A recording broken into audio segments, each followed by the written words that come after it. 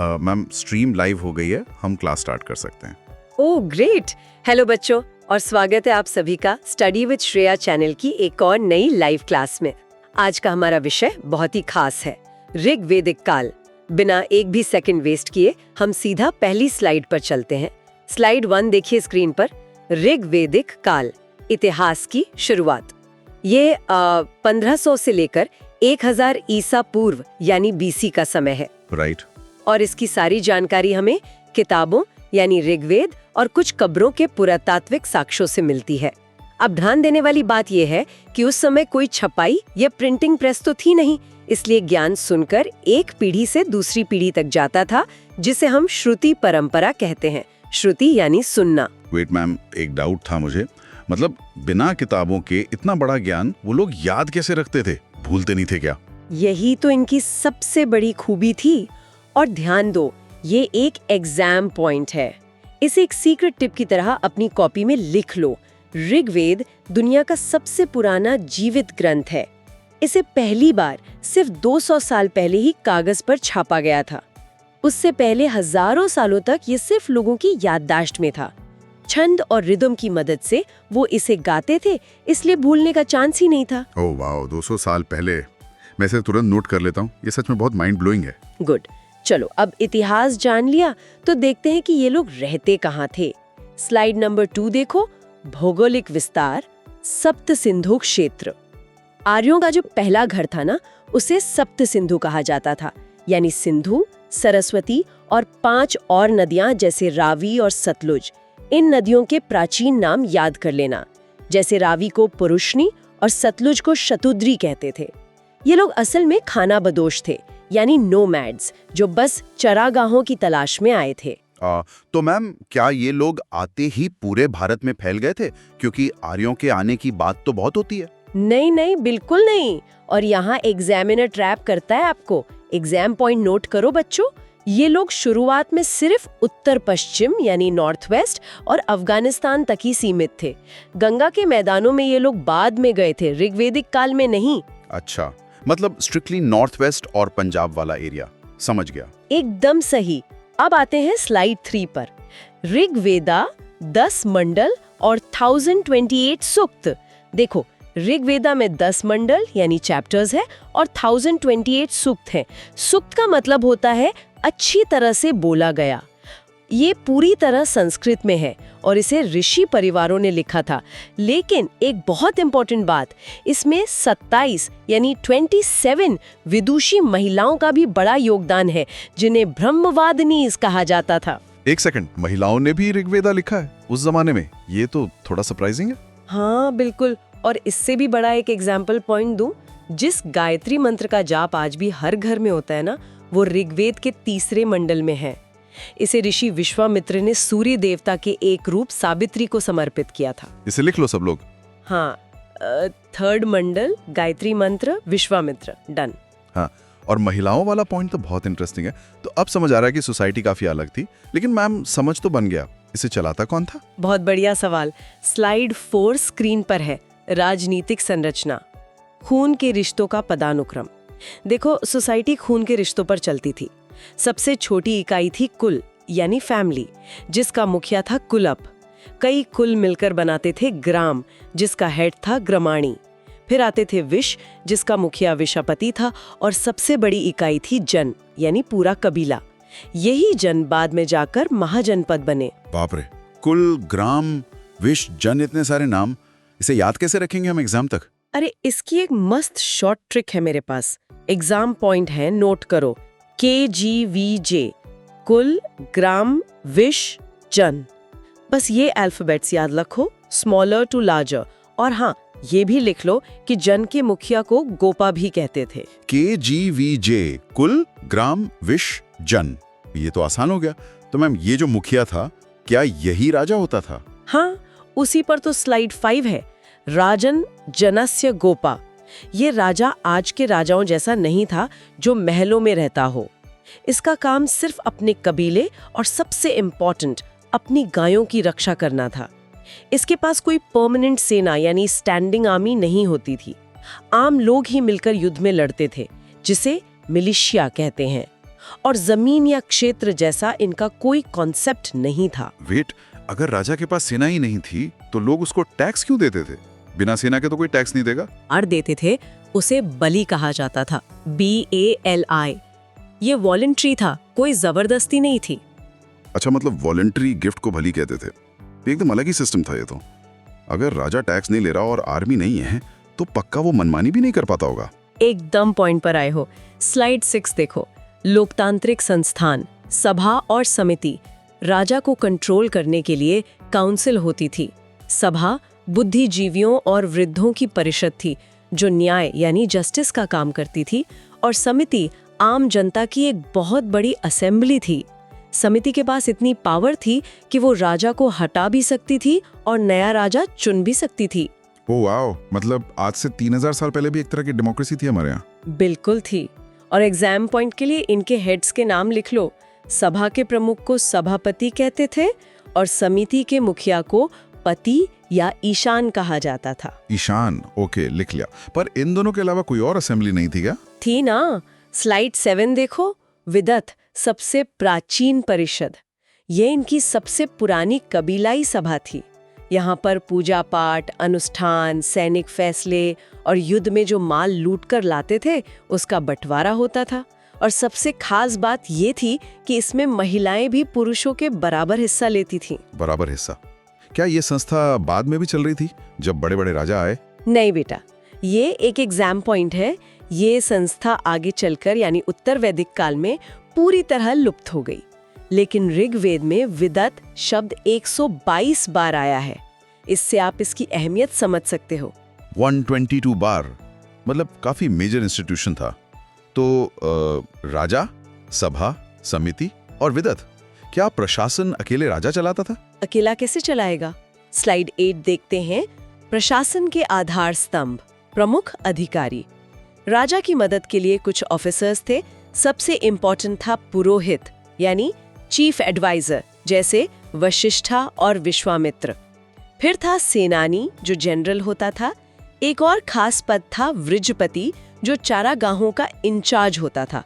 और युद्ध के वक्त यही वृजपति सभी कुलोपों का नेतृत्व करता था। चारा का यानी पैशर्स का इंचार्ज। ओके, पर उस वक्त कोई जासूस या खुफिया पुलिस जैसा कुछ होता था क्या? अरे बिल्कुल होता था। एग्जाम पॉइंट है, नोट करो। जासूसों को उस वक्त स्पश कहा जाता था, SPAS। इनका मेन काम होता था गाय चुराने वालों पर नजर रखना। गाय चुराने वालों पर जासूस, सही है। तो मैम, अब शासन और एडमिन तो समझ आ गया थोड़ा। अब इनके समाज यानी सोसाइटी के बारे में बताइए। चलो फिर सीधा समाज की तरफ चलते हैं। Slide number 9। समतावादी समाज और वर्ण की उत्पत्ति। देखो, शुरुआत में इनका समाज एकदम समतावादी यानी इगैलिटेरियन था। कोई छुआछूत जैसी चीज नहीं थी। वर्ण शब्द का मतलब उस वक्त सिर्फ रंग होता था। जैसे आर्य खुद को गौर वर्ण का मानते थे और दासों को कृष्ण वर्ण का।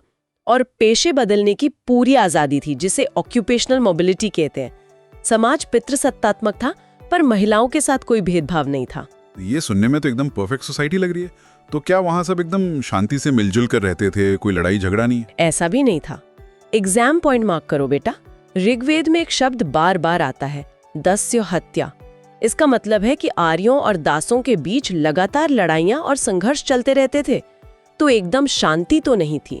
अच्छा, दास्यु हत्या यानी कॉन्फ्लिक्ट था उनके बीच। लेकिन मैम, फिर कास्ट सिस्टम या जाति व्यवस्था कहाँ से आई जब पेशा बदलने की इतनी आजादी थी? उसी पे आ रहे हैं। स्लाइड 10, वर्ण व्यवस्था की शुरुआत। शुरुआत में वर्ण कर्मा यानी आपके पेशे पर निर्भर करता था, जन पर नहीं। एक बहुत फेमस श्लोक है ऋग्वेद में, जहां एक बच्चा कहता है, मैं कवि हूं, मेरे पिता वैद्य हैं और मेरी मां चक्की चलाती है। एक ही परिवार के 3 लोग, 3 अलग काम। लेकिन ऋग्वेद के सबसे आखिरी हिस्से में 10वें मंडल के पुरुषोक्त में आकर पहली बार 4 वर्णों का कॉन्सेप्ट आया। ओ, तो जाति व्यवस्था की रूट्स उस 10th मंडल से जुड़ी हैं? हाँ, और ये एक बहुत इंपॉर्टेंट प्रीवियस ईयर क्वेश्चन यानी PYQ फैक्ट है। शूद्र शब्द का सबसे पहला जिक्र ऋग्वेद के इसी 10वें मंडल के पुरुषोक्त में मिलता है। इसको हाईलाइट कर लो सब लोग। नोट कर लिया। पुरुष सूक्ता 10th मंडल। एक चीज जो मुझे काफी इंटरेस्टिंग लग रही है वो है महिलाओं की स्थिति। जब वर्ना फ्लेक्सिबल थे तब लड़कियों को कैसा ट्रीट करते थे? स्लाइड 11 देखो। महिलाओं की स्थिति। वैदिक काल का स्वर्ण युग। इसे सच में गोल्डन एज कह सकते हो। लड़कियों को पढ़ाई का पूरा अधिकार था। अपाला और घोषा जैसी विदुषी महिलाएं इसी दौर की थीं। कोई सती प्रथा नहीं थी, बाल विवाह नहीं था। शादियां 16-17 साल की मैच्योर उम्र में होती थीं और लड़कियों को उपनयन यानी यज्ञोपवीत संस्कार का पूरा हक था। वो सभा और विधात में जाती थीं। सीरियसली? मुझे लगता है आज के मॉडर्न सोसाइटी को इन पुरानी बातों से बहुत कुछ सीखना चाहिए। बिल्कुल। और एक खास एग्जाम पॉइंट है यहाँ। महिलाएं इन सभाओं में इतनी अच्छी वक्ताएं यानी डिबेटर्स होती थीं कि उन्हें सभावती की उपाधि दी जाती थी। इम्प्रेसिव है ना? सभावती, वेरी इम्प्रेसिव। तो परिवार और विवाह के क्या नियम थे उस वक्त? स्लाइड 12, परिवार और विवाह प्रथा। परिवार पितृसत्तात्मक था, जिसे कुल कहते थे, और पिता को गृहपति। दहेज और लड़की वालों को पैसे देना यानी वधू मूल्य, दोनों प्रथाएं थीं। एक खास प्रथा थी नियोग, जिसमें अगर किसी महिला के पति की डेथ हो जाए तो वो अपने देवर से शादी कर सकती थी। नॉर्मल लोगों में एक पत्नी विवाह यानी मोनोगमी आम थी, पर अमीरों में पॉलीगमी भी होती थी। और मैम, जो लड़कियां शादी करना ही नहीं चाहती थी, क्या उन्हें फोर्स किया जाता था या उनके लिए कोई शब्द था? नहीं, कोई फोर्स नहीं। उनके लिए एक बहुत सम्मानजनक शब्द था, अमाजू। ये एग्जाम पॉइंट है, AMAJU। ये वो लड़कियां थीं जो उम्र भर शादी नहीं करती थी और अपने पिता के घर आजादी से रहती थीं। अमाजू लिख लिया। अब मैम आगे बढ़ते हैं। समाज तो बड़ा एडवांस लग रहा है, पर पैसे और इकोनॉमी का क्या सीन था? स्लाइड 13 देखते हैं। पशुपालन आधारित अर्थव्यवस्था। गाय ही धन है। मैं पहले भी बता चुकी हूँ, इनका मेन बिजनेस पशुपालन था। खेती तो इनके लिए सेकेंडरी थी। जिसके पास जितनी ज्यादा गायें वो उतना ही अमीर। यहाँ तक कि युद्ध को गौविष्टि कहते थे, यानी गायों की तलाश। समय बताने के लिए गोधुली और डिस्टेंस नापने के लिए गावयुति शब्द का यूज होता था। सब कुछ गाय के आसपास क्यों घूम रहा था मैम? जमीन, सोना, चांदी, इन सब का क्या? क्योंकि गाय ही लाइफ का बेस थी। वो दूध, घी, चमड़ा सब देती थी। एग्जाम पॉइंट नोट करो। इसीलिए ऋग्वेद में गाय को अघन्या कहा गया है। अघन्या यानी जिसे मारा ना जा सके। उसे मारना सबसे बड़ा पाप था। सोना चांदी था, पर गाय की वैल्यू सबसे ज्यादा थी। समझ गया, अगन्या। तो अगर खेती इनका मेन काम नहीं था तो खाते क्या थे और हथियार किस चीज के थे? स्लाइड 14 पर आते हैं। कृषि और शिल्प। ताम्र कांस्य युग। खेती सेकेंडरी थी, पर करते जरूर थे। यौ यानी जौ और गोधुम यानी गेहूं इनकी मेन फसलें थीं। ट्रेड में पैसे का सिस्टम नहीं था, बार्टर सिस्टम था। एक चीज दो, दूसरी लो। और धातुओं में ये लोग आयास का इस्तेमाल करते थे, जो तांबा या कांसा होता था। एक और चीज थी निष्का, जो एक सोने का आभूषण था, पर इसका यूज बड़े पेमेंट के लिए करते थे। आयास? तो क्या आयास का मतलब लोहा यानी आयरन नहीं होता था? इनके पास लोहे के हथियार नहीं थे क्या? बूम! एक और एग्जामिनर ट्रैप। बच्चे सोचते हैं आयास यानी आयरन, पर नहीं। एग्जाम पॉइंट लिखो। इन्हें लोहे का कोई ज्ञान नहीं था। ये प्री आयरन एज लोग थे। लोहे की खोज तो बाद में उत्तर वैदिक काल में हुई थी। आयास का मतलब यहाँ सिर्फ कॉपर या ब्रॉन्ज है। आयस is not iron. Got it. एकदम क्लियरली मार्क कर लिया। अब इकोनॉमी समझ ली, तो मैम ये देखते हैं कि ये लोग पूजा किसकी करते थे? स्लाइड 15। धर्म और उपासना। प्रकृति पूजा। इनके यहाँ कोई मंदिर नहीं थे, कोई मूर्ति पूजा नहीं थी। ये लोग सिर्फ प्रकृति यानी नेचर की पूजा करते थे। इनके सबसे बड़े देवता थे इंद्र, जिन्हें पुरंदर यानी किलों को तोड़ने वाला कहा गया है। दूसरे थे अग्नि, जो इंसानों और देवताओं के बीच के मीडिएटर थे।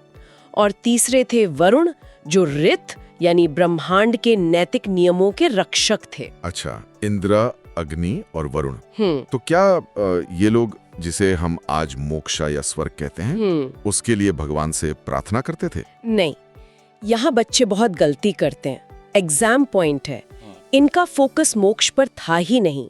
इनकी प्रार्थनाएं एकदम प्रैक्टिकल और मटेरियल चीजों के लिए होती थी, जैसे स्वास्थ्य, बहुत सारी गायें, बहादुर बेटे और युद्ध में जीत। That's it। इन्हें इसी दुनिया में जीना था और यहीं खुश रहना था। Material needs, no moksha. Correct. अच्छा मैम, आपने युद्ध और किलों को तोड़ने की बात की, तो इनकी वॉर टेक्नोलॉजी कैसी थी बिना लोहे के? वही तो इनकी सबसे बड़ी ताकत थी। स्लाइड 16 देखो, युद्ध कला और तकनीक। रथ और अश्व इनकी जीत का सीक्रेट थे घोड़े और उनसे चलने वाले तेज रथ। इनके पास मेटल के कवच और धनुष बाण होते थे। इनकी सेना की छोटी टुकड़ियों को शरधा, व्रत और गण कहते थे। पर रथ और पहिए तो पहले इंडस वैली वालों के पास भी थे ना, उसमें नया क्या था? नया था पहिए का डिजाइन।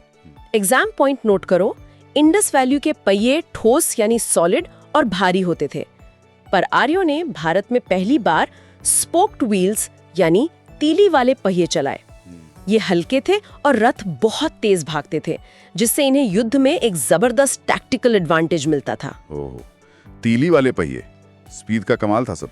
तो क्या उन्होंने यहाँ के लोकल लोगों से कोई बड़ी लड़ाई लड़ी थी इस टेक्नोलॉजी के दम पर? बहुत बड़ी लड़ाई। स्लाइड 17, दशराग्य युद्ध, 10 राजाओं का संघर्ष। ये इतिहास की सबसे फेमस लड़ाइयों में से एक है। ये परुष्णी यानी आज की रवि नदी के किनारे लड़ी गई। एक तरफ थे भरत कबीले के राजा सुदास और उनके सामने थे 10 राजाओं का एक बड़ा अलायंस, जिसमें 5 आर्य और 5 गैर आर्य राजा थे। 10 राजा एक तरफ और राजा सुदास अकेले। फिर क्या हुआ? फिर भी राजा सुदास जीत गए और इसी भरत कबीले के नाम पर हमारे देश का नाम भारतवर्ष पड़ा। Wait, really? हमारे देश का नाम इस एक बैटल और इस कबीले से आया है? मुझे लिटरली गूज़बम्प्स आ गए। ये फैक्ट्स बहुत प्राउड फील कराते हैं। है न मजेदार? और एग्जाम पॉइंट ये है कि इस पूरी लड़ाई का डिटेल में जिक्र ऋग्वेद के 7वें मंडल में मिलता है। इसे ध्यान रखना। 7th मंडल, डन। लेकिन मैम, हमें ये सब पता कैसे है? मेरा मतलब है, ऋग्वेद तो एक बुक है ना, इसका कोई एक्चुअल साइंटिफिक प्रूफ है क्या जमीन के अंदर? में बड़ी बड़ी कब्रें मिली हैं जिन्हें मेगालिथ्स कहते हैं। महाराष्ट्र के इनाम गांव में खुदाई हुई तो वहां से दाल, चावल और तिल के बीज मिले। और सबसे खास बात, कब्रों में रखे बर्तनों की गिनती से पता चलता है कि अमीर कौन था और गरीब कौन। ये सब सबूत ऋग्वेदा की बातों को सच साबित करते हैं। एक चीज मैंने और सुनी थी कि कभी-कभी एक ही ग्रेव में एक से ज्यादा लोगों को दफनाते थे ये लोग। ऐसा कैसे करते थे? हाँ, वही तो एग्जाम पॉइंट है। कब्रों के पत्थरों में एक बड़ा होल छोड़ देते थे, जिसे पोर्ट होल कहते हैं। जब परिवार का कोई और सदस्य मरता तो उस पोर्ट होल के रास्ते बॉडी को अंदर दाखिल कर देते थे, तो एक ही कब्र पूरे परिवार की होती थी। पोर्ट होल, समझ गया। वाओ, इनका डेथ का कॉन्सेप्ट भी अलग ही था। अब मुझे लगता है क्लियर हो गया है काफी कुछ। पर मैम, एग्जाम में सबसे ज्यादा गलतियां कहाँ होती हैं इस टॉपिक से? स्लाइड 19 यही बताती है एग्जामिनर्स ट्रैप, क्या सही है और क्या गलत। ध्यान दो, बच्चे सोचते हैं कि ये लोग बहुत एडवांस थे तो इनके पास लोहा होगा, बड़े मंदिर होंगे, रिजिड कास्ट सिस्टम होगा और ये एक बड़ी शहरी यानी अर्बन सोसाइटी होगी। ये सब झूठ है। तो सच क्या है? सबसे बड़ा कंफ्यूजन कहाँ है? एग्जाम पॉइंट सच ये है कि इनके पास लोहा नहीं, तांबा था, मंदिर नहीं, प्रकृति पूजा थी, कास्ट सिस्टम फ्लेक्सिबल था और सबसे बड़ा ट्रैप, ये सिंधु घाटी की तरह अर्बन नहीं थे, ये पूरी तरह से ग्रामीण और खाना बदोश थे। इसको बोल्ड लेटर्स में लिख लो अपने नोट्स में। Rural, not urban. Got it. बहुत क्लियर हो गया। गुड। अब आते हैं स्लाइड 20 पर महत्वपूर्ण शब्दावली। यहाँ से डायरेक्ट मैच द फॉलोइंग आते हैं एग्जाम में। देखो, तक्षण बड़ाई यानी कारपेंटर को कहते थे, कर्मर धातु शिल्पी यानी मेटल वर्कर को, भागादुगा था टैक्स कलेक्ट करने वाला और संग्रहित्री था ट्रेजरर। और हाँ, पानी शब्द का यूज व्यापारियों और गाय चोरों दोनों के लिए होता था। मैम, आपने थोड़ी देर पहले फैमिली और लड़कियों की बात की थी। बेटियों के लिए उस वक्त क्या शब्द था जो डायरेक्टली इनके काम से जुड़ा हो? हाँ, ये बहुत क्यूट एग्जाम पॉइंट है। बेटी को उस वक्त दुहित्री कहा जाता था। दुहित्री का डायरेक्ट मतलब है वो जो गाय का दूध निकालती है। क्योंकि गाय इकोनॉमी का सेंटर थी तो बेटियों का काम सबसे इम्पोर्टेंट माना जाता था। दुहित्री, वाओ, सीधा इकोनॉमी से कनेक्टेड। हाँ। मैम, मेरी तरफ से तो नोट्स एकदम कंप्लीट हो गए हैं और बहुत मजा आया। थैंक यू सो मच इस मास्टर क्लास के लिए। Keys short tricks of mind map. मैं अपना ब्रह्मास्त्र दे रही हूँ। अब ट्रिक्स रिवाइज कर लो। हायरार्की के लिए KGVJ, नदियों के लिए PR यानी परुष्णी इज रवि और VB यानी विपाशा इज ब्यास, और एक प्रिकॉशन सत्यमेव जयते जो हमारा नेशनल मोटो है वो ऋग्वेदा से नहीं लिया गया है, वो मुंडका उपनिषद से है, जो उत्तर वैदिक काल का है। ये एग्जामिनर का फेवरेट ट्रिक है। ओह अच्छा, सत्यमेव जयते ऋग्वेदा से नहीं है। मैं अभी यही टिक करके आने वाला था। बच गए ना। और एक फाइनल एग्जाम पॉइंट लिख लो क्लास एंड होने से पहले। ऋग्वेद के 2 ब्राह्मण ग्रंथ हैं, आइतर्या और कौशितकी। बस इन 2 नामों को रट लेना। लिख लिया, आइतर्या और Kaushitaki. Thanks again ma'am. Welcome बेटा। तो बच्चों, क्लास खत्म करने से पहले मैं आप सभी के दिमाग में एक छोटी सी आग लगाना चाहती हूँ। एक बात सोचो, आज से 3000 साल पहले लोगों को अपना पेशा चुनने की पूरी आजादी थी और महिलाओं को देश की संसद यानी सभा में बराबरी से बोलने का पूरा हक था। तो अब खुद सोचना कि क्या इतिहास हमेशा आगे की तरफ ही बढ़ता है और सोसाइटी हमेशा प्रोग्रेस ही करती है, या फिर हम कभी-कभी विकास के नाम पर पीछे भी चले जाते हैं? सोचिएगा जरूर। इस सवाल पर खुद थोड़ी रिसर्च करना और अगली लाइव क्लास में मुझे अपने जवाब बताना। तब तक के लिए keep studying and see you all next time on study with Shreya.